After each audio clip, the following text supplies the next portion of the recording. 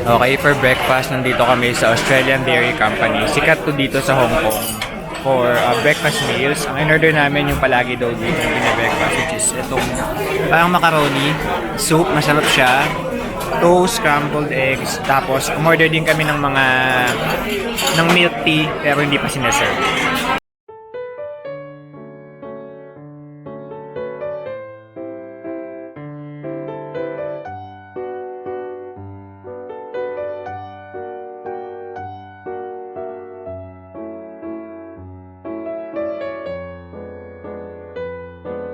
Okay, papunta kami ngayon sa Ngongping 360 and from Tung Chung Station, paglabas nyo, dito na yung City Gate outlet na mall.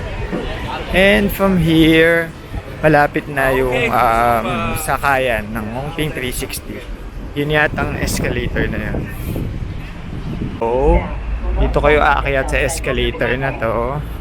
Please take the escalator to the ticketing hall. Papanik doon sa sakayan ng cable car. Oh, so ito yung pila. Nakabili na kami ng voucher sa Klook. Papakita na lang namin to dito.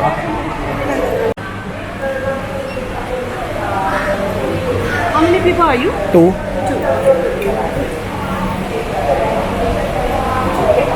Thank you so much. Kung makikita nyo, ang haba ng pila sa standard cabin. Dito kami sa crystal cabin. So, mas maiksi yung pila dito. And mas maganda siya kasi clear yung ilalim niya. So, mas makikita nyo yung view. Yung kulay white, yan yung crystal cabin. 7 to 8 lang per cabin. Tapos yung kulay blue naman, yan yung regular cabin. Doon tayo sa crystal cabin.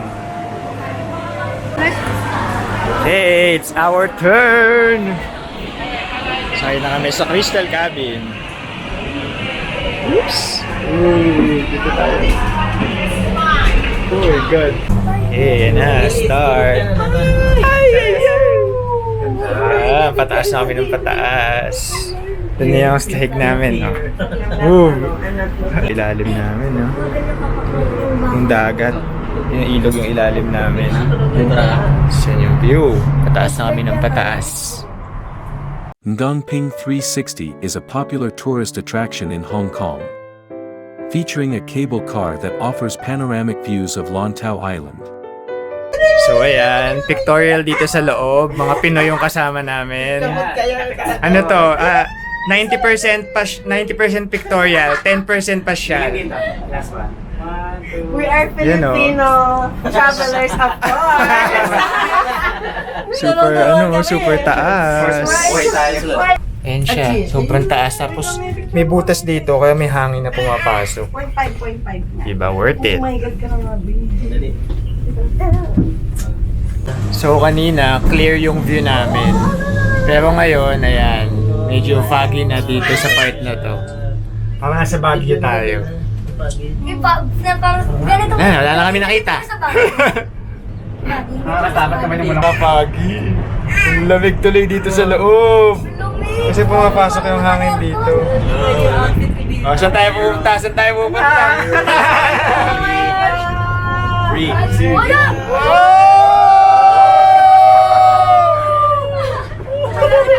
Wala na kami nakikita.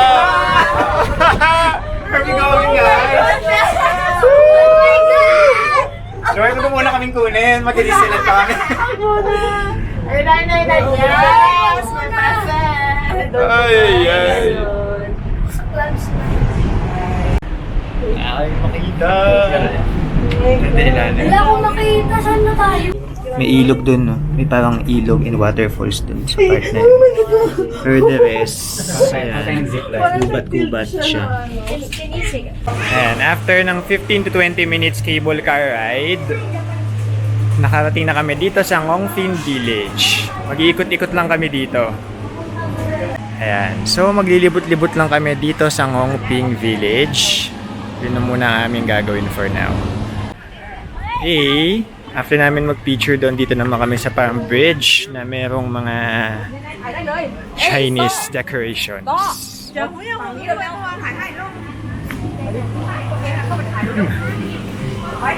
Tapos, ito yung part ng Ngongping Village na may mga restaurant, cafes, kainan. As in, wala, mag-chill lang kayo dito habang nag-iikot-ikot. Okay, more ano dito, more kainan, more cafe, more shops dito sa part na to. And ang maganda kasi, yung design ng mga kainan dito is parang traditional Chinese na mga buildings. Ito. Meron ditong puno. Picture tayo dito sa puno na ito. Doon kami pupunta. Makita niyo yung giant Buddha na yon. May papanikin kaming bundok.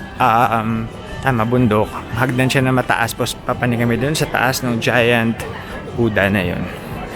Isa daw yan sa pinakamalaking giant Buddha. Giant na, pinakamalaki pa.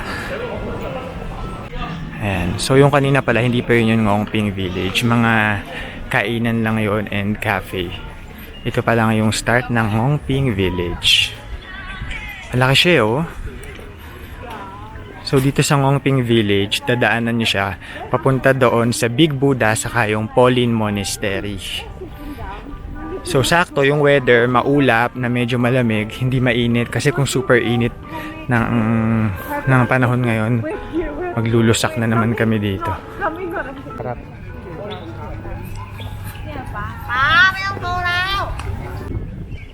Okay, so ang next kong pupuntahan ay ang Polin Monastery.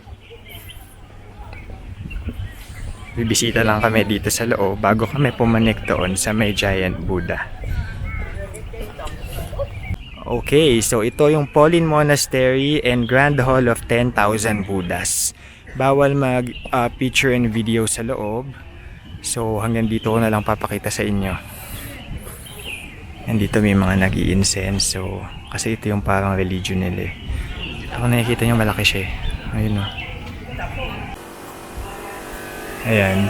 Pwede pa ang videos and pictures up until this point. Pero kapag pumasok na mismo doon sa loob ng monastery, hindi na siya pwede. Parang okay na experience to pag nandito kayo sa Hong Kong. Kasi bukod sa Ngongping 360 cable car, Ngongping Village, Giant Buddha, makakapunta kayo dito. Parang talagang feeling mo, talagang ma-feel mo talaga na nasa ibang bansa ka. Kasi talagang traditional Chinese structure siya, oh. Nakapaligid. Yun na pati yung mga bahay sa gilid. Polin Monastery is a Buddhist monastery located on Dongping Plateau, on Lantau Island, Hong Kong.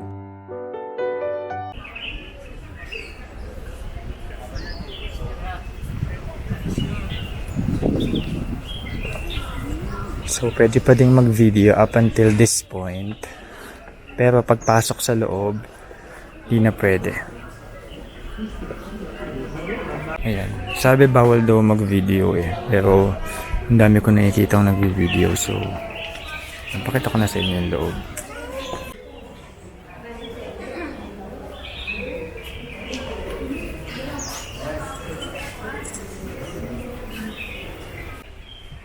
So dito pala sa second part na to, bawal na yung mga cameras talaga.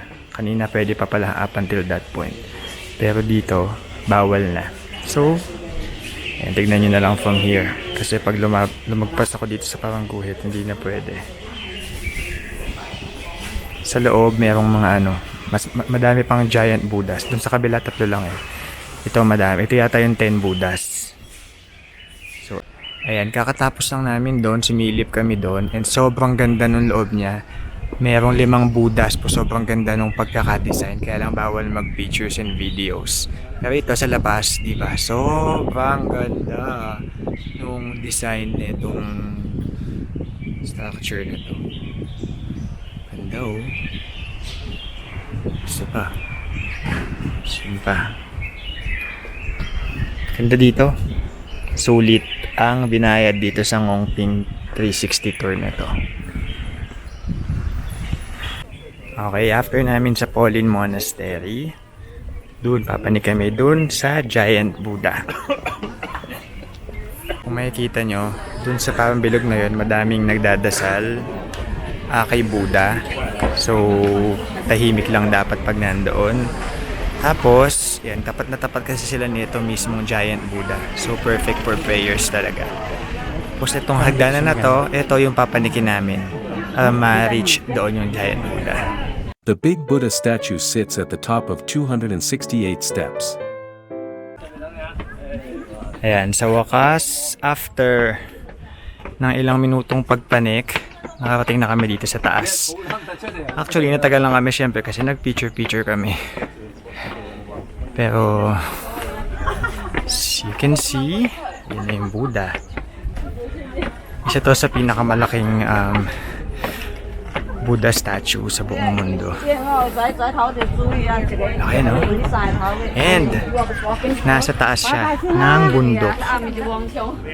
Ayun, yung monastery na pinuntahan namin kanina. Was somewhere in there yung Ngongpin Village. Namin pumapanik ko. The Big Buddha is a large bronze image of the Buddha, completed in 1993. Also known as Tian Ten Buddha, is famed as the most iconic attraction of Lantau.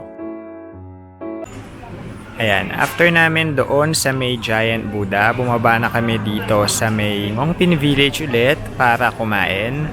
Dito kami nag-lunch sa may Mountain Cafe. Meron kaming biniling voucher sa Klook na ginamit namin dyan. Mas nakatipid kami ng konti doon sa beef lasagna na in-order namin. Tapos dito magdi-dessert kami sa isa pang well-recommended na cafe or resto dito sa may Ngongpin Village. Itong honeymoon dessert. Bumili kami nitong mango sago plus glutinous ball and ice cream. Okay, tikman mo na ang bilo-bilo, Hong Kong version.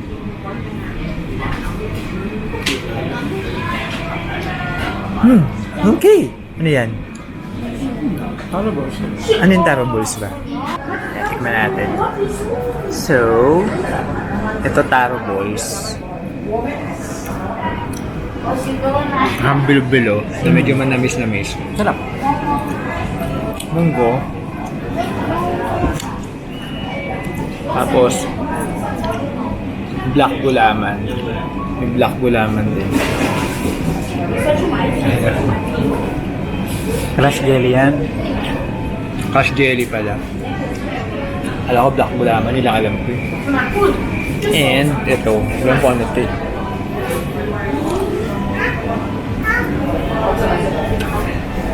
Ang bilo-bilo nga. Masarap. Nice din sa gitna. After nito, baka magtingin lang kami ng souvenir tapos uwi na kami. So, pauwi na kami. Hindi na kami magka-cable car. Dito kami sa ang public transpo na area kasi magbabas kami pababa. Ayan. So, ito yung mga bus. Kung gusto nyo mas makatipid kasi nga na-experience nyo naman na yung cable car papanik. So, medyo mahal kasi yun.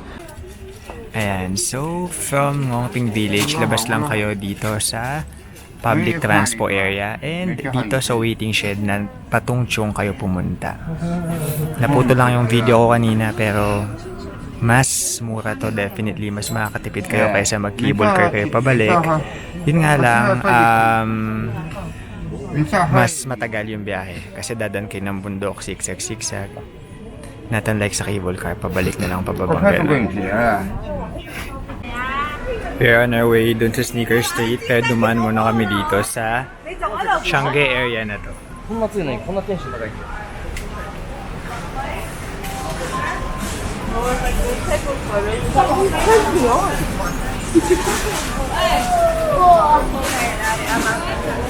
Okay, after namin mag-Changi doon sa Ladies Market, nakabili kami ng mga murang cellphone case and keychain. Siyempre gagamitin lang natin ang ating tawad skills. Dito naman kami ngayon sa katabi lang niya na Sneaker Streets. Puro mga tindahan ng sapatos dito.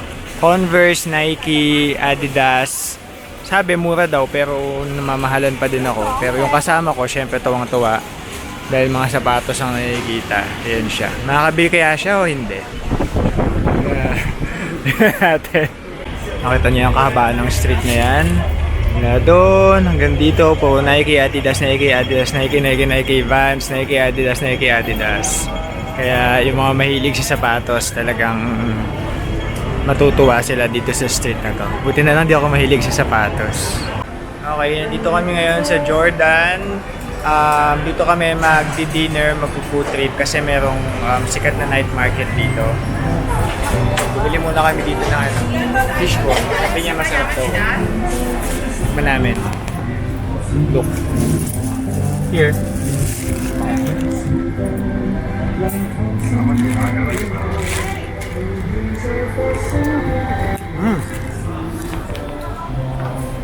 Sarap, panghang lang.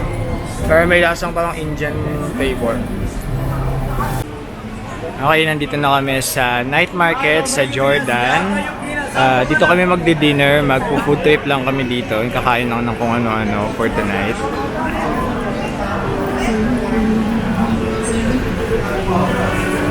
Dito kami una. Bibili kami ng isang Turkish ice sand coffee. No, Isa lang. Masarap kape here. Yes. Tikman namin. Not bola-bola. Nagtatagalog siya. Sarap talaga. Wake up. Come from Manila. Drink this coffee.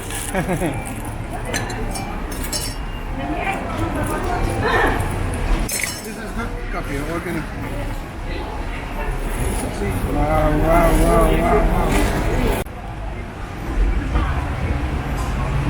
Yun o, sarap.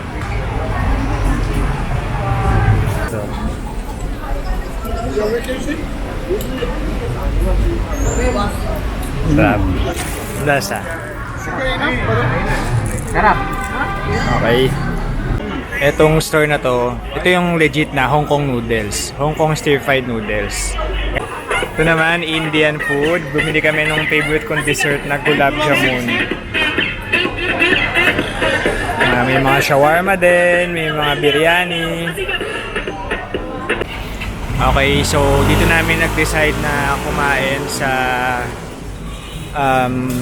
restaurant na to, traditional Chinese restaurant na to. Nakakain na siya dito eh, so masarap daw sabi niya. So yes, dito kami kakain. Ha? Ano yung sa'yo? Wala noodles. Noodles na mayroong madaming topping sa ibabaw. Kasi ito vegetable, masarap daw. Akin beef brisket, kanin. Sa akin to? Oo, sabaw. May sabaw din ako. Oo. Tapos ito yung milk tea nila na masarap. So itong restaurant na to, parang ano lang, parang yung typical na karinderya sa atin, no? Kaya ano talaga, authentic cuisine. Hong Kong cuisine. Okay, kain na kami. Okay, naglalakad kami mula sa hotel namin and nakita namin tong Don Donki. Ano to? Japanese store na madami silang tindang kung ano-ano. So, papasok kami dahil wala namang bayad ang pagpasok. Ayan o, may mga noodles. 55. Mga yakisoba. Parang nag-Japan na rin kami. Parang Pro Max. Oh, 19 lang to oh. Magkano ba sa atin to? Ganun din. 100 plus din. Hindi ah. 100 plus sa atin yan. Basta lahat ng products about Japan nandito. So parang nag-Japan ka na din. Habang nasa Hong Kong ka. Ano to? Patikim sa aking Japan trip. What?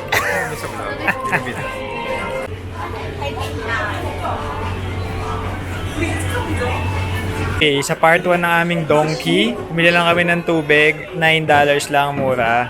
Tapos, bumili siya ng matcha ice cream. Ako naman itong white strawberry chocolate na gusto ko. Mabalik pa kami dito sa Friday.